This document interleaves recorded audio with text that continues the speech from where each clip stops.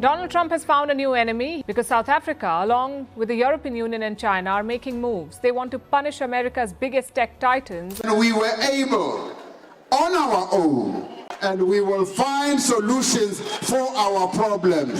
So stay out of our issue. Donald Trump is an enemy of himself and all of us. And he must know the EFF is not scared of him. 13 African nations just slammed the door on Donald Trump's most ambitious foreign policy push. Billions of dollars in aid, weapons, and technology were on the table. But instead of rushing to grab the offers, country after country said no, loudly, publicly, and, in some cases, with massive protests in the streets. This wasn't just a rejection of one man's deals. It was a declaration of independence, a signal to Washington, Beijing, and the rest of the world that Africa is no longer anyone's pawn. But why would leaders walk away from money, weapons, and infrastructure? Why would they risk angering the most powerful country on earth? The answer isn't simple. It's a story of sovereignty, dignity, and a continent determined to write its own future.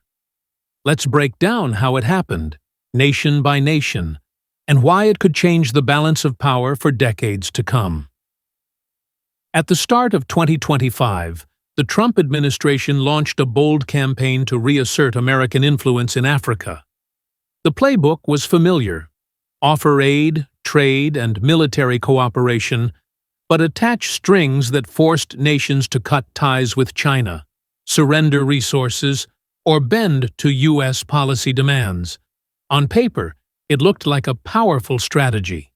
13 nations were offered billions in incentives, but one by one, they said no. From Ghana to Egypt, leaders and citizens alike refused to trade sovereignty for dollars. Trump's vision of a comeback turned into a standoff, and the continent made history by rejecting Washington in near unison. This wasn't just about economics. It was about identity, independence, and the refusal to be treated as a bargaining chip. But the rejections didn't all look the same. Each nation pushed back in its own way, and the details reveal why Africa's defiance shook Washington to the core. Uganda's rejection became a rallying cry for digital freedom. In February 2025, Trump's team offered a $450 million tech modernization package. On the surface, it promised faster internet, new data centers, and cutting-edge infrastructure. But hidden inside the contract were alarming conditions.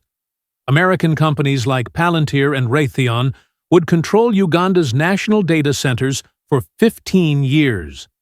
They would gain unrestricted access to mobile and internet traffic, while Huawei and ZTE, companies that power over 65% of Uganda's telecom backbone, would be forced out. President Yoweri Museveni didn't hesitate. On February 14th, in a fiery speech, he declared, "Our sovereignty is not negotiable. Not for cables, not for code." The words electrified the country. Within hours, more than 38,000 people were in the streets of Kampala and Jinja, carrying banners that read, "Our data, our nation." Instead of backing down, Uganda doubled down.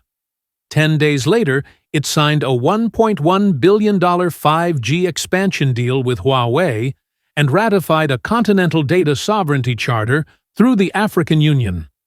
Washington retaliated by freezing $62 million in aid, but the damage was done. A national poll showed 75% of Ugandans supported the rejection. Museveni summed it up in a line that went viral. "Our nation was never colonized by code, and it never will be." The fight wasn't just about wires and servers. It was about the principle that Africa's digital future belongs to Africans, not to foreign corporations. But while Uganda was battling for its data, Morocco was facing a fight over something even more emotional: its cultural and religious identity. In January 2025, Washington offered Morocco a $1.2 billion aid package, including satellite technology, defense cooperation, and trade concessions. But there was a catch. Morocco would be required to normalize relations with Israel, open an embassy in Rabat, and publicly endorse the U.S. recognition of Jerusalem as Israel's capital. The deal was explosive. Morocco has deep cultural and religious ties to Palestine, and the king himself drew a red line. In a rare national address, King Mohammed VI declared, "Our principles are not for sale. We will not trade dignity for dollars." The backlash in the streets was immediate. Over 120,000 people flooded Casablanca, Rabat, and Marrakesh, chanting "Palestine first" and "Jerusalem is not for sale." Washington retaliated by halting a $400 million arms deal and freezing diplomatic visits, but Morocco didn't flinch. Instead, it signed new agreements with Turkey and Qatar, strengthening ties with allies who supported its stance. Polls revealed overwhelming support. 91% of Moroccans backed the king's rejection. For Washington, it was a humiliating diplomatic defeat. For Morocco, it was proof that no foreign aid could erase history or identity. And if Morocco's defiance rattled Washington, Nigeria's refusal threatened to shake the foundations of the entire oil market. Nigeria, Africa's most populous nation and its biggest oil producer, received one of the boldest proposals. Washington offered advanced energy technology and trade incentives, but only if Nigeria handed over majority control of its oil industry to American corporations. The backlash was instant. Nigeria earns more than 90% of its export revenue from petroleum. Giving up control would have been economic suicide. Newspapers blasted the deal as modern colonization in disguise, and in a rare moment of unity, politicians from both ruling and opposition parties joined forces to reject it.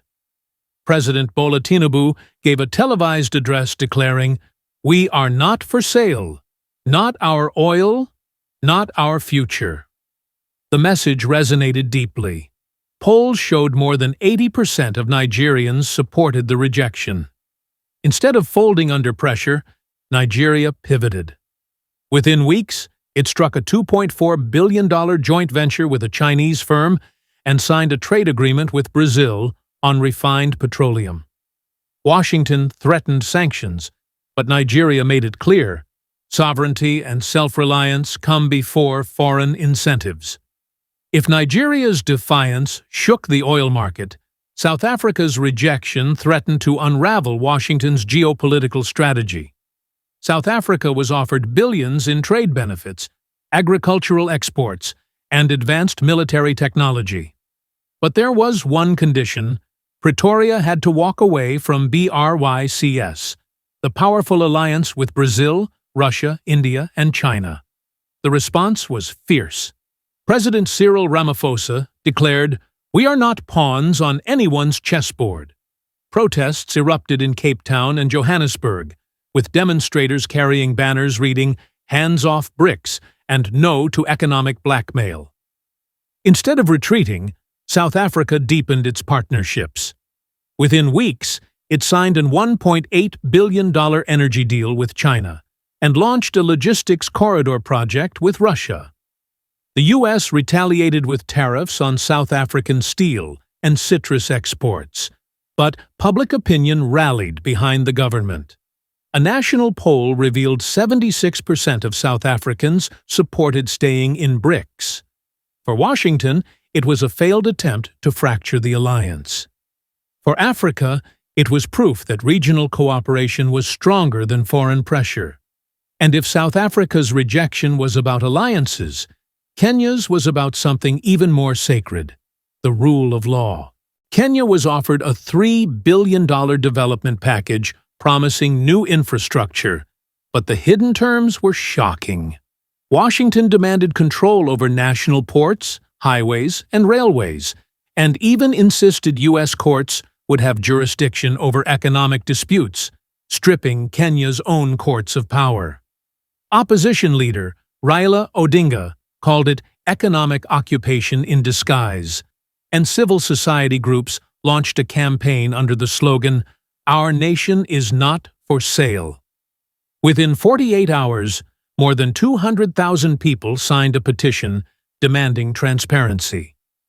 President William Ruto responded in a televised conference, "Our institutions are not for sale. Our laws are not negotiable." Instead of relying on Washington, Kenya turned to the African Development Bank for a $2.2 billion infrastructure loan, and within weeks, it signed agreements with India and South Korea to modernize its highways and digital infrastructure without surrendering sovereignty. Polls showed 82% of Kenyans supported the government's decision. For Kenya, modernization couldn't come at the expense of justice. But in Algeria, the battle was about something even darker: the demand to become Washington's regional spy. Washington offered Algeria a $700 million counterterrorism package that included surveillance tools, satellites, and artificial intelligence systems. But the condition was startling.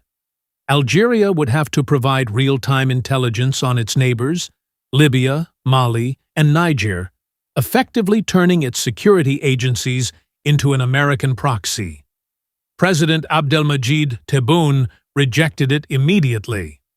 "We are not your informants," he declared on national television. Within hours, Algeria shredded the agreement, expelled U.S. security advisors, and doubled down on its policy of military neutrality.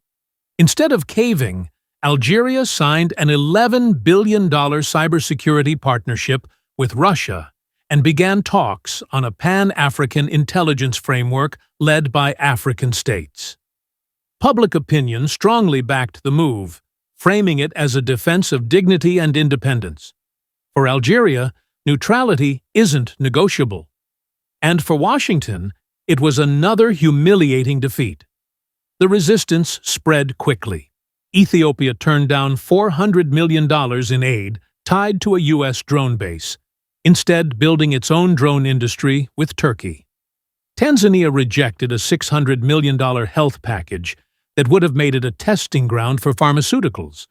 President Samia Hassan declared, "We are not guinea pigs." Angola walked away from a $5 billion infrastructure deal that required cutting ties with China. Within a week, it signed a $3.7 billion package with Beijing. Senegal rejected democracy aid tied to election meddling, expelled U.S. diplomats, and doubled down on domestic election oversight. Egypt, long considered a reliable U.S. partner, stunned Washington by rejecting $1.3 billion in military aid after being asked to endorse Israel's annexation of the West Bank. Cairo instead turned to Russia and China. The Democratic Republic of Congo refused a $3.5 billion infrastructure package that required giving U.S. firms control of its cobalt and lithium mines.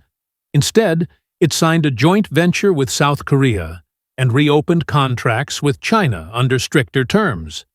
Each case carried its own flavor of resistance, but the message was the same: sovereignty comes first. From Uganda's stand on digital freedom to Nigeria's defense of oil, from Morocco's cultural defiance to South Africa's commitment to BRICS, Africa has spoken with one voice. We are not for sale. This wasn't just about Donald Trump. It was about a continent refusing to repeat the mistakes of the past. For decades, aid and trade deals were used as tools of influence, often forcing countries to bend to the will of foreign powers.